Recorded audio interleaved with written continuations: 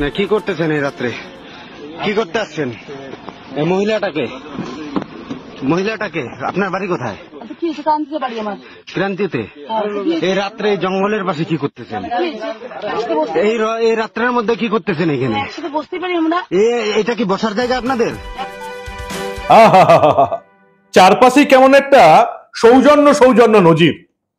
বিজেপির নেতা নেত্রীরা তৃণমূলের সঙ্গে সৌজন্য দেখাচ্ছেন।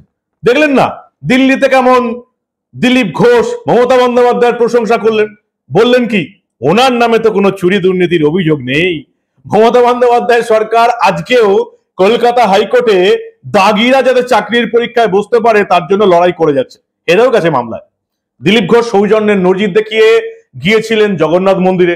দিলীপ ঘোষ আজকে দিল্লিতে দাঁড়িয়ে সৌজন্যের নজির দেখিয়ে বললেন মমতা বন্দ্যোপাধ্যায়ের নামে তো কোনো চুরি দুর্নীতির অভিযোগ নেই, সৌজন্যের নজির। আর এইদিকে আমার পেছনে যে ভিডিওটা চলছে, এখানে আবার বিজেপির নেত্রী তৃণমূলের নেতার সঙ্গে জঙ্গলের ধারে বসে গাড়িতে বসে ঢুকঢুক করে সৌজন্যের নজির দেখিয়ে দিলাম। আর গতকাল রাতেও আমার কাছে সেই বিজেপি কর্মীদের ফোন এসছে, দাদা 2021-এর ওই যে দোসরা মে বাড়ি ছেড়েছিলাম আজ অব্দি বাড়ি ফিরতে পারি। তারা কেন যে এই ঘর ছাড়া মানুষগুলো কেন যে এই সৌজন্যের আওতার মধ্যে পড়েন না আমি বুঝতে পারি না। কেন যে গ্রামে গ্রামে বিজেপি কর্মী সমর্থকদের ঘর ছাড়া থাকতে হয়, বাড়ি ঘরদর পুড়িয়ে দেওয়া হয়, ভেঙে দেওয়া হয়, দোকানপত্র লুট করা হয়, তারা কেন সৌজন্যের আওতার মধ্যে পড়েন না আমি বুঝতে পারি না।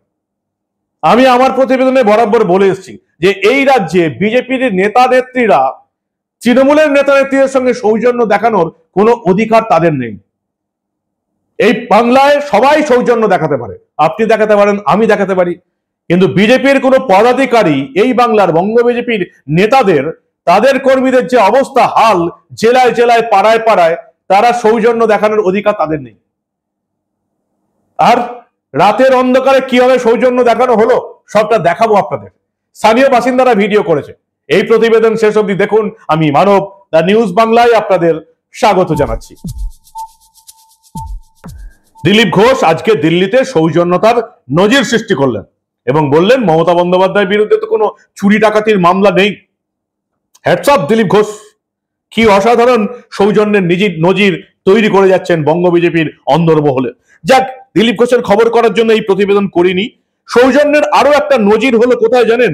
জলপাইগুড়িতে। যে সৌজন্যের নজির দেখে ওখানকার স্থানীয় বাসিন্দারা একদম আকাশ থেকে পড়েছে।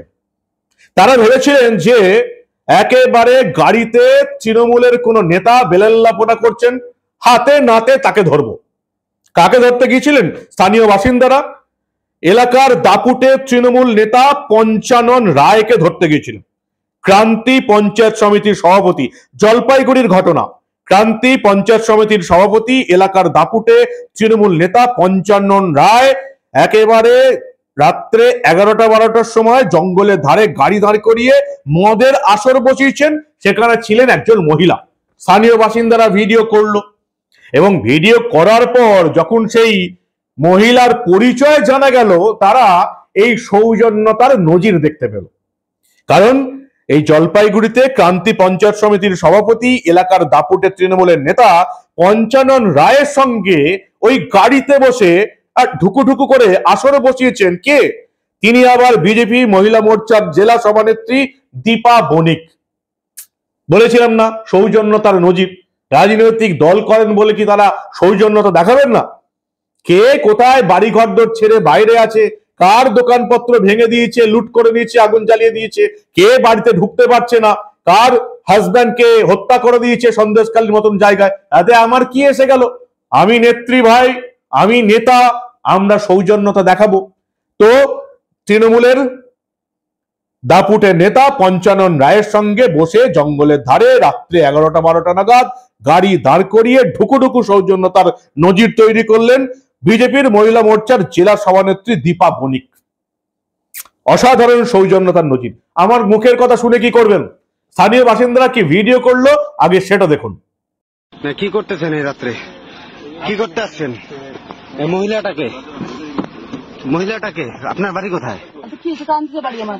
ক্রান্তিতে এই রাত্রে জঙ্গলের পাশে কি করতেছেন? এই রাত্রের মধ্যে কি করতেছেন এখানে? একসাথে বসতে পারি আমরা।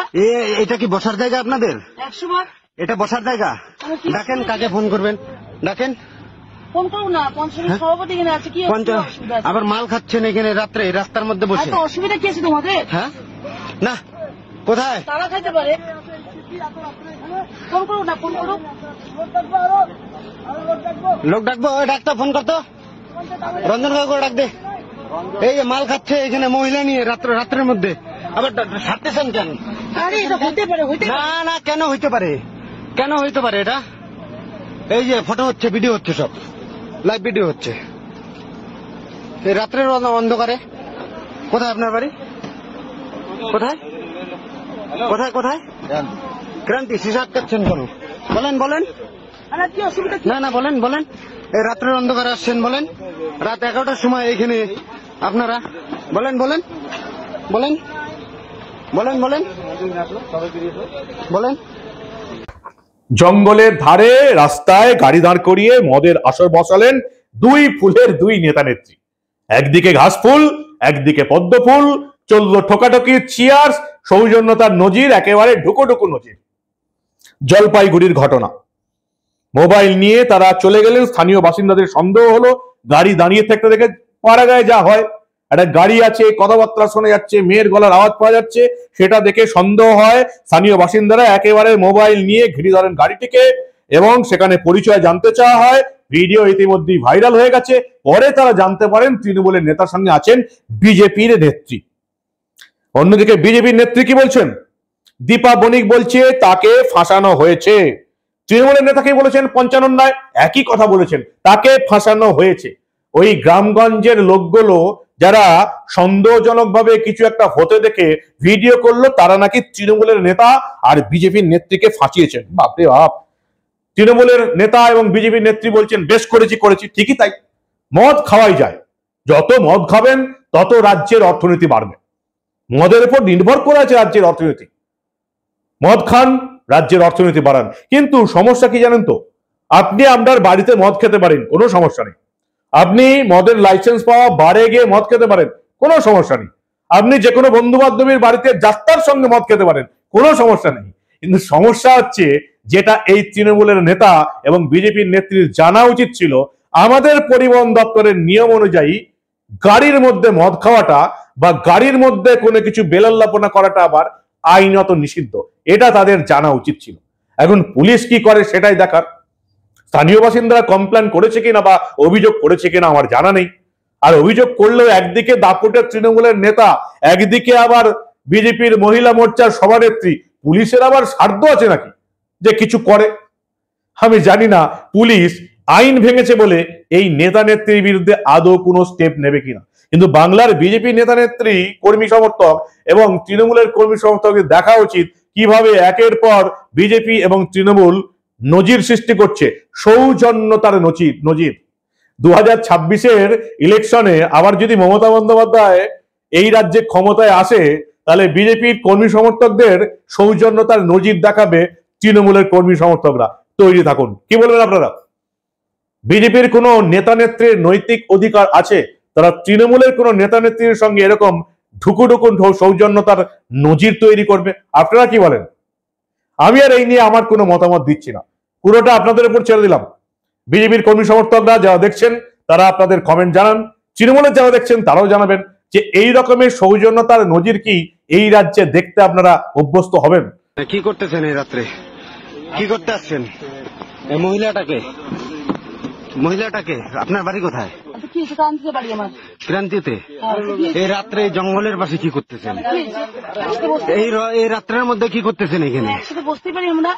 এটা কি বসার জায়গা আপনাদের? 100 বার এটা বসার জায়গা? লোক ডাকবো, ওই ডাক্তার ফোন করতো, রঞ্জন কাকু ডাক দে। এই যে মাল খাচ্ছে এখানে মহিলা নিয়ে রাত্রের মধ্যে, আবার ছাড়তেছেন কেন? আরে এটা হতে পারে। না না, কেন হইতে পারে? কেন হইতে পারে এটা? আপনাদের মূল্যবান এবং গুরুত্বপূর্ণ মতামত জানান দা নিউজ বাংলার কমেন্ট সেকশনে। দেখতে থাকুন দা নিউজ বাংলা। আমরা আবার রাজ্যে ঘটে যাওয়া এই ধরনের অনেক খবরই চেপে রাখতে দেব না।